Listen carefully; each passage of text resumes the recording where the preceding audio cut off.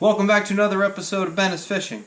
On today's episode, I'm going to do a bait review and show you a modification on a topwater lure that I've really come to enjoy, the Booyah Toadrunner. Let's get into it.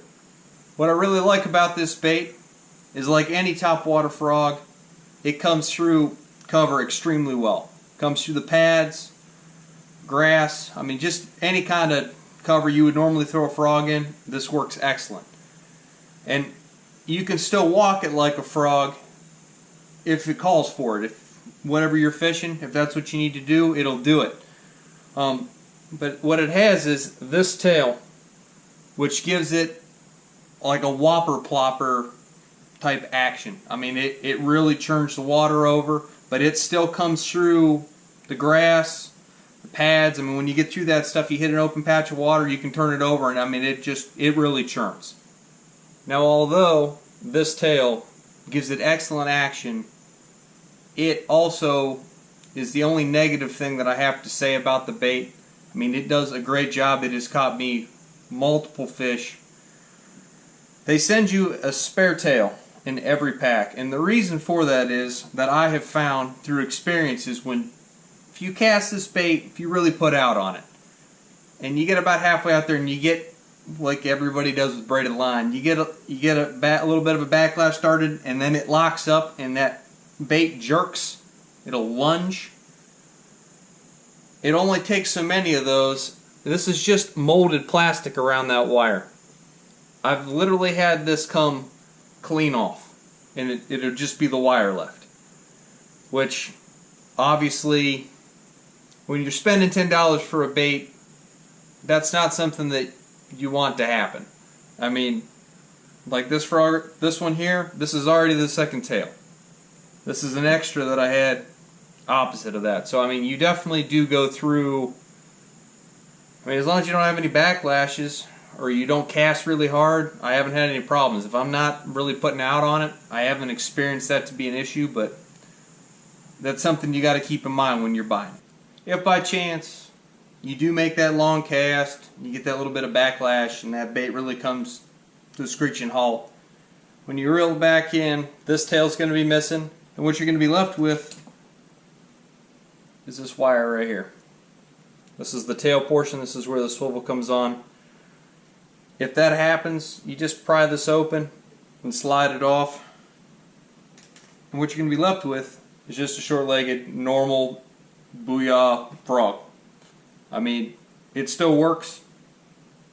It works as good as any other topwater frog, to be completely honest. In an earlier video, if you watch my videos, I catch a 4-pounder, and that was actually caught on just the body portion of this. As a matter of fact, that's the day that this last tail went, and I saved it just so that I would have it to explain this to you later, because I knew I was going to be doing a video on this.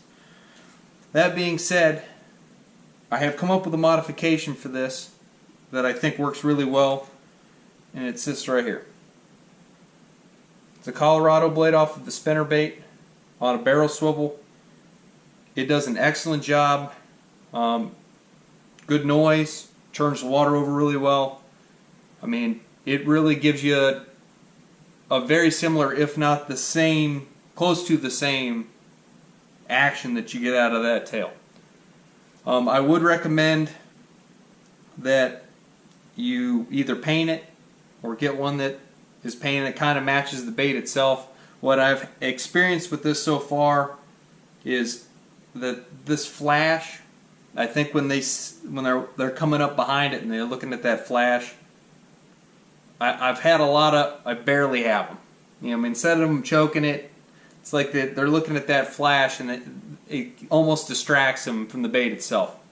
When I have a painted version, something that's doesn't distract as much, really matches the bait, I haven't had any issues whatsoever.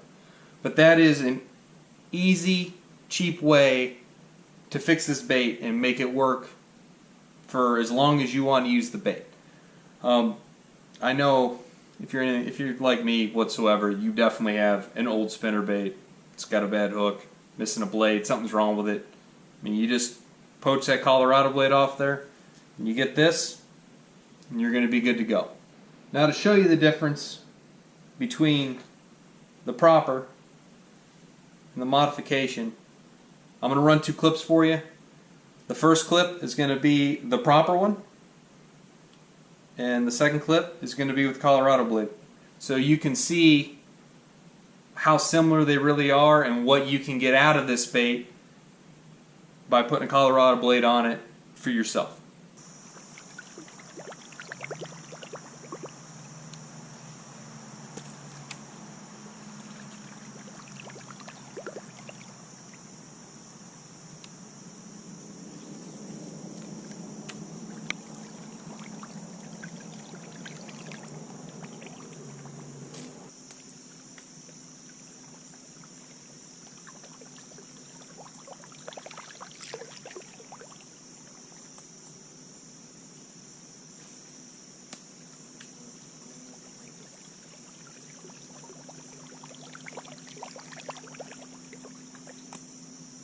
Well, I hope this video has been helpful for you.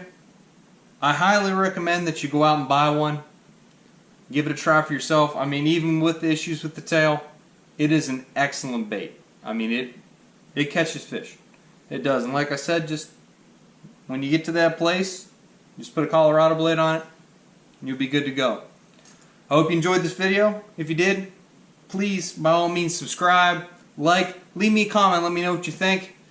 Let me know if you've come up with anything on your own else that's similar. I'm sure everybody in the comment section would like to know.